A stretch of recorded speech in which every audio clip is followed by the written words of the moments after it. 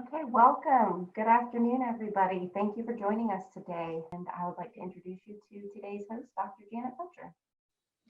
Thank you, Mandy. It is great to be with you all today and just this afternoon. And before we get started, for all of you teachers who are on the line today, just to say happy Teacher Appreciation Week.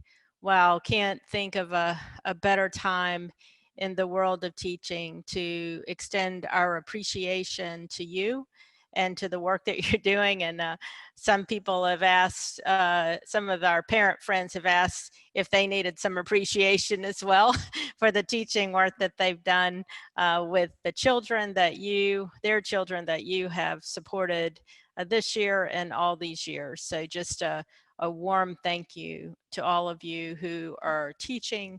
And I am really excited about doing this webinar today. I'm Janet Pilcher. I lead student education and have been in leadership for the past several decades, but started my professional life as a high school math teacher and a coach. And I have great passion for teaching. Everything that I do as a leader is really it comes from my roots of teaching. So really happy to be with you all today. For the agenda, we're going to start with teaching fundamentals are more important than ever. I'm going to give you a couple of tips just for teachers to support parents and some tips for teachers to maximize student learning as we're in this transitional time and as we begin to go into next year. And then we'll leave some time for Q&A so that you can contribute and maybe I can answer a question or two from what you have gleaned from today. So again, welcome, appreciate you being here, and we're gonna start today with you providing an answer to this question. If you go to your poll on Slido, if we continue with virtual or hybrid learning in the new academic year, as we go into next August, September-ish, how confident are you that your district, school, institution, wherever you're located, will be able to track student learning and progress for every student? So thinking about where you are, how confident when you go in are you that we've been able to track and will continue to track student learning based on where we are right now? 10 is extremely confident and 1 not confident at all. So if you'll go into your poll and start that, that would be great.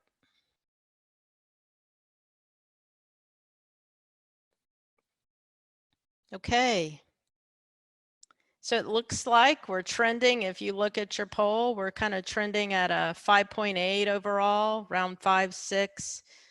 Some people on the high end, but kind of right there in the middle in terms of being that confident. And I think that's probably about the place where we need to be, because this has been a different time for us. So let's start a little bit and dive into some topics, and you be thinking about questions that you have or ways that you reflect on some of the conversation today.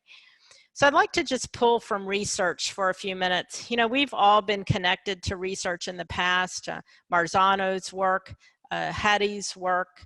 Rick Stiggins is a great mentor of mine from years ago with classroom assessment, and did my dissertation topic off of some of his research. And then there's some research in regard to leadership and just running good organizations. And the concept of all of that research really pulls into what I consider 3 things that may be fundamental in the way that we begin to think about the research and how we begin to build tips. And I also take it from my coaching days. I think about right now, I love sports, and we can't watch sports, and the teams are sitting on the sidelines right now, eager to get into the next year of sports, or sports that are in this particular season. But the one thing that the athletes, I would bet, are working on their fundamentals. And so as the athletes are working on the fundamentals, it's probably important for us to think about how we continue to advance our performance by making sure our students and we are working on those fundamentals. So 3 things. 1, an advanced organizer. What can we fall back on? An advanced organizer, just simply some way to help students connect their learning from what they know to what we're teaching to what they're going to learn. Just some way to continue to make those connections for students in a meaningful way based on what they can hang their hat on. The second thing is our ability to provide good coaching to students and to build the right creative tension. So we want students to be pushed to learn something that's unfamiliar to them, but we don't want to push them too much to where they give up. And so our ability to coach and provide that support along the way to students really begins to help us advance their learning. And feedback, just one quick note here. I always, people will tell you, we want feedback. Yeah, I want a lot of feedback. And I'm always like, are you sure you really want feedback? Because feedback is hard to take sometimes. And so the way that we can provide feedback in a positive way is really digging into asking questions to them. So for example, if a student is doing something and we're engaged in that online learning, we might ask, what do you think that you've done that's right? Where are the areas you didn't feel so good about? And then how do we begin to coach and help you through that? So just as we think about the research and what helps us advance student learning in general, there's no difference in what we do online or in the classroom. Those are the things that begin to wrap around our minds. So here's the checklist for those teaching fundamentals, and I'm going to go back to my coaching days for a few minutes. When we are thinking about our online environments and working with families and students, it's important that we help families understand that there have to be those procedures and routines. Just like in our classroom, we have to help families build those procedures and routines because they don't naturally have those because they've never done this before. Secondly, our students and their parents, just helping them become clear about the learning targets so that they know what's important. We go back to Bloom's taxonomy, or our taxonomy of capability verbs and objectives, and really use those so that there's clarity with students and parents and with us as teachers on what we expect students to learn. The third checklist, regardless of the modality of whether we're online or in a class, but specifically now when we're online, is our students are provided with few yet specific ways to practice learning. So we have the targets and we want to give them an opportunity to practice. So if I think about that, when I'm coaching, I want to give them very specific guidance on what the expectations are. I want to give our team, the team, an opportunity to practice that particular skill. And then I move to the next piece, which is feedback aligned to the learning targets. So when someone's doing it right, I might say, yes, that's it. What you did there when you hit that forehand using your positioning with your hands in that way, yes, that's it. And then if there are ways to provide, if it didn't work out for them, I might ask, what didn't work? What didn't feel right about what you did because of not accomplishing what you want to accomplish? And very quickly here, I just want to bring in the 3-to-1 principle.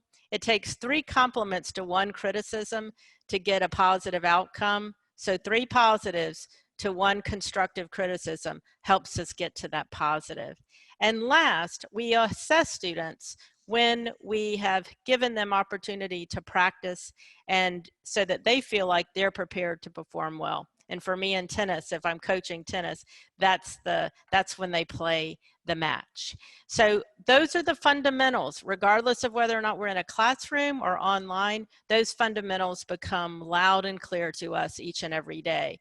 So let's go to our next poll and let's begin to dig a little bit deeper as we look at some tips. 2 questions for you. It is not the time in class, but what we do in the time that we have that matters. That's the first question, true or false with that one. The second one is, what subject should parents focus on when helping their children get the best opportunity to make learning gains? Is it math? Is it reading? Or is it science? So take a few minutes and answer those 2 questions.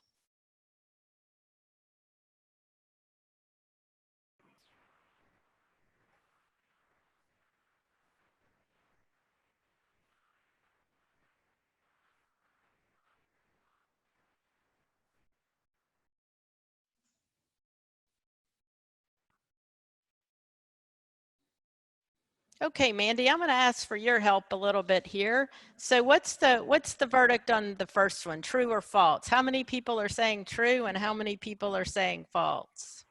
So we've got a 96% true.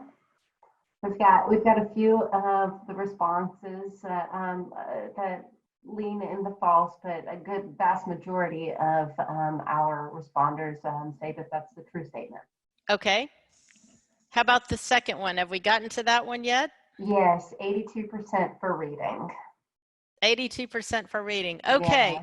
so we're pretty much on track. So here's the good news about these questions. You know, it's not the time. So when we're losing time with our students, it's not necessarily that time, but it's very specifically what we do.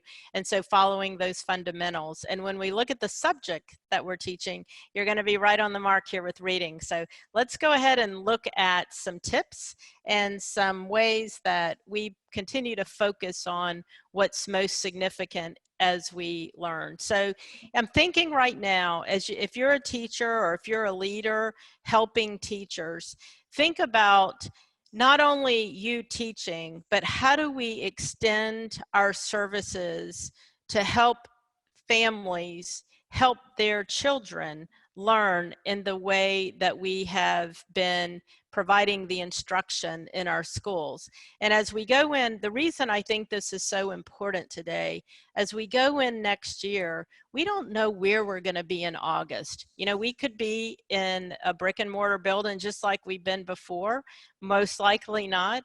We could be in a blended, kind of a hybrid situation where some students come at certain times and we're online, some a hybrid, or we could be completely online. We just don't know what the circumstances are going to bring to us. And we're at the end of the year now, but when we go in next year, we'll be right at the beginning of the year.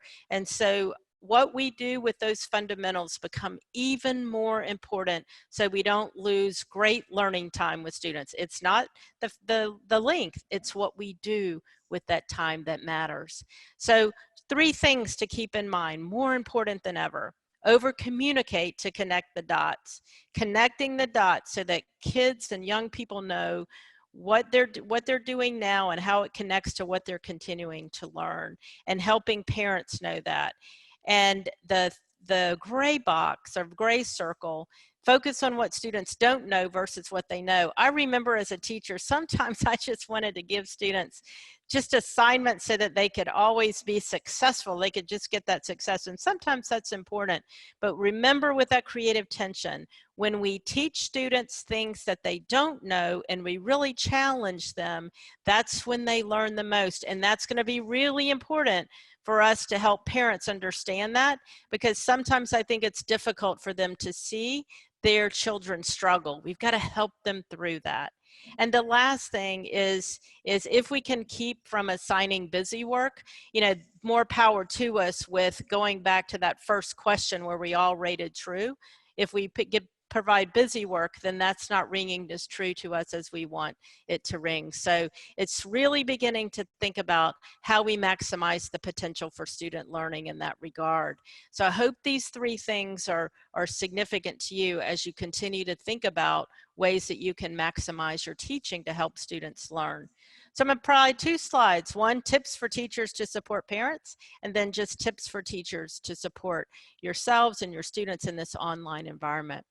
So the first one, you got it right. Encourage parents to focus on reading, and I think very specifically, maybe not even expect parents to provide much support on subjects like math and science. And again, most of the information I'm sharing with you today comes from good research, and John Hattie's got a great article that really begins to wrap the content around and the research around what we're talking about here. So focus on reading. Help parents see their role as creating routines. We talked about that a few minutes ago. So they don't know that. Help them understand how to do that, or provide that guidance to them. Help parents understand that learning occurs, again, when students don't know something. And then guide parents on how to use and make sure that they create opportunities for teacher-student and student-to-student interaction. And on number 4, I've got the word bold. I've got guide bolded, because the point in all of these here is our teaching as teachers in that online environments with family supports becomes almost even more difficult because we're teaching students, our students, but we're also beginning to be responsible for helping parents reinforce that learning and helping them teach their children in ways that are going to help maximize that learning. And I know that there are some parents that are easier to connect with than others. So I know we have to be creative in how we do that, but these are just general things that really help us maximize that learning situation. And so some students may need some additional support. So how do we really begin to help them get maybe some virtual tutors or different type of support? And again, if we can just focus on reading, that's probably the best bet for how we begin to support our parents with those tips. And so let's look at tips to maximize student learning. Here are just some very simple in terms of thinking, not always simple in terms of doing, but recommendations for tips. Deliver mini lessons. And I think about the way we're learning right now in that digital world, and the worst thing that can happen to us is if we have to stay online for a long period of time and have that attention span to the detail within that digital place, we lose attention pretty quickly. I do podcast every week, and I very specifically do only 15-minute segments with those podcasts because people really can't think and we don't want to pay attention. And I know when I look at a podcast, if it's like 30 minutes, I'm like, I don't have the time. I don't want to do that. So let's think like that when we're building our lessons for our students and those mini lessons in modalities that are interesting, delivery methods that are interesting. And regardless of the way we're delivering, we make the learning targets and the lessons clear. Everything's clear, connected back to that advanced organizer on how we connect the dots of the learning to something that students know, to what we're going to do today, and the reinforcement of that advanced organizer to help them connect the dots. I think it's much easier if we really are focusing on skill-based. What is it that we want them to do, to know and to be able to do, and to apply and to practice, and just tons of opportunities for feedback. And remember, 3 to 1, 3 compliments to 1 criticism gets us a positive outcome. And last, any learning should include opportunities for students to receive feedback about where they go next. So our learning is continuous. When we learn today in that mini lesson, the next mini lesson is going to be connected to the first, and we're always going to help ourselves and our students and our families as we're working with them know where we're going next. So those are some tips, regardless of where you're teaching, whether you're in a classroom or online. These are the fundamentals of teaching, those fundamentals that as we're helping students learn, we're always going to fall back on those fundamentals. And now they're more important than ever, because it's not the time that we spend with them, it's what we do with that time. And doing those teaching fundamentals every day helps us maximize student learning and help our students achieve. So if you don't remember anything else, here's a set of words that maybe you can just continue to focus on as we think about going into next year. We think about ending this year, we think about going into next year on ways that we can help our students.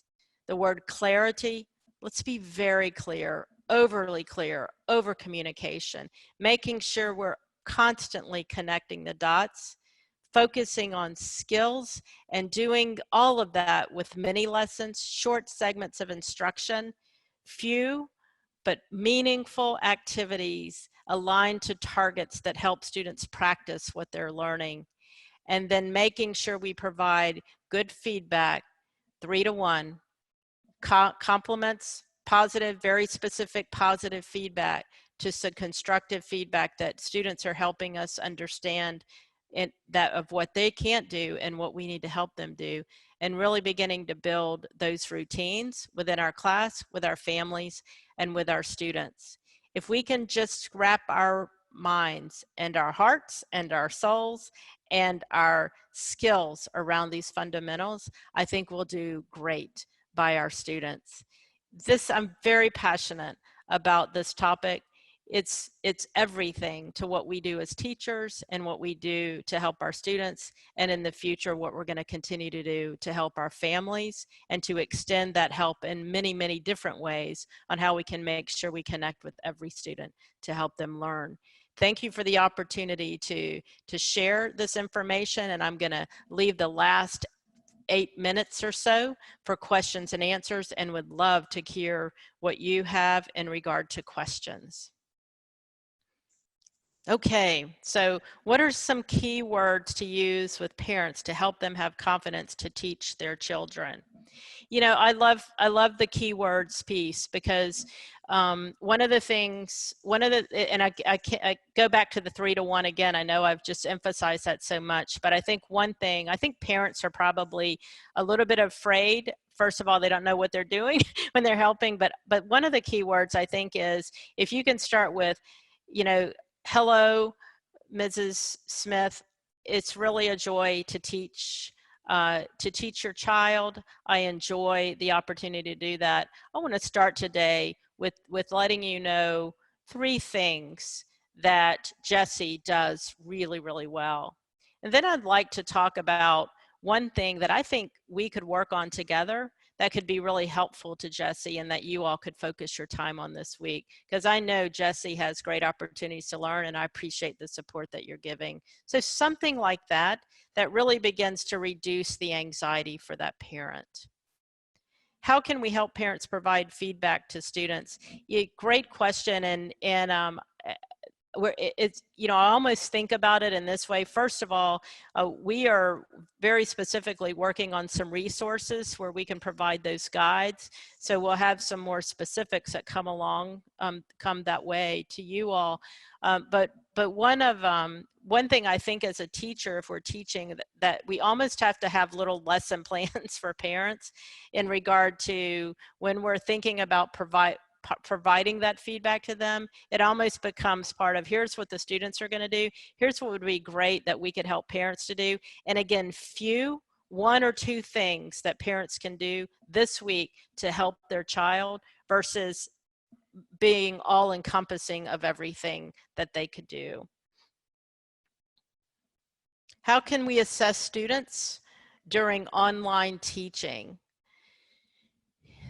Most of the time when we look at feedback, it's multiple, it's going to be, the feedback that we're going to provide is probably going to be more descriptive, may take a little bit more time.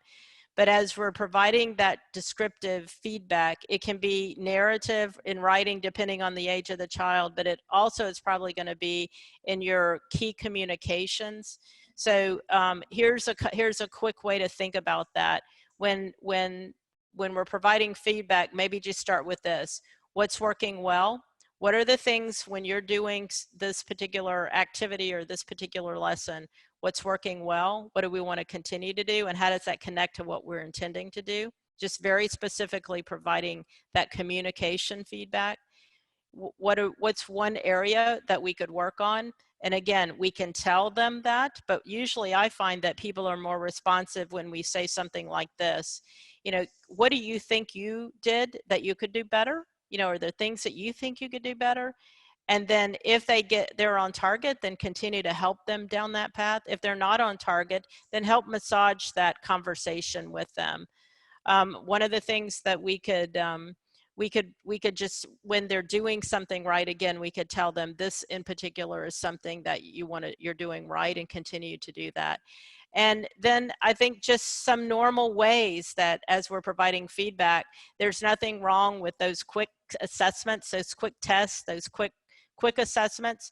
I'm gonna always lean on those mini lessons, those mini assessments, really looking at scaffolding that instruction 1 step at a time, and really assessing very, very, very quick assessments on a very specific skill within that mini lesson, and then connecting the dots to let them know what's next. And if they haven't made it to where they need to be to what's next, then how do we help begin to give them more practice to guide them there?